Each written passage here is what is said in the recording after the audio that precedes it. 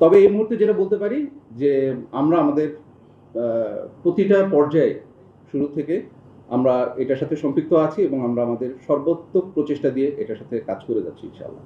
আশা করছি খুব শীঘ্রই আপনারা একটা পজিটিভ নিউজ দেখতে পাবেন।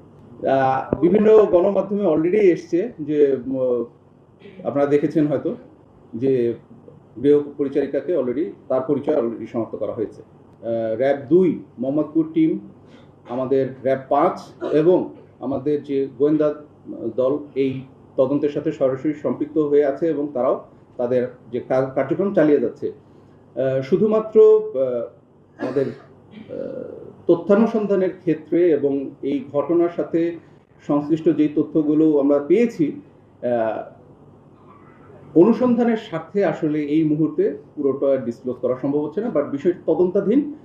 তদন্ত শেষ হলে অবশ্যই এই বিষয়ে আপনাদেরকে, তবে এই মুহূর্তে যেটা বলতে পারি যে আমরা আমাদের প্রতিটা পর্যায়ে শুরু থেকে আমরা এটার সাথে সম্পৃক্ত আছি এবং আমরা আমাদের সর্বোত্তম প্রচেষ্টা দিয়ে এটার সাথে কাজ করে যাচ্ছি ইনশাআল্লাহ। আশা করছি খুব শীঘ্রই আপনারা একটা পজিটিভ নিউজ দেখতে পাবেন। এই তদন্তের স্বার্থে বিষয়গুলোকে একটু গোপন রাখা। বিভিন্ন গণমাধ্যমে অলরেডি এসছে যে আপনারা দেখেছেন হয়তো যে গৃহ পরিচারিকাকে অলরেডি তার পরিচয় অলরেডি শনাক্ত করা হয়েছে।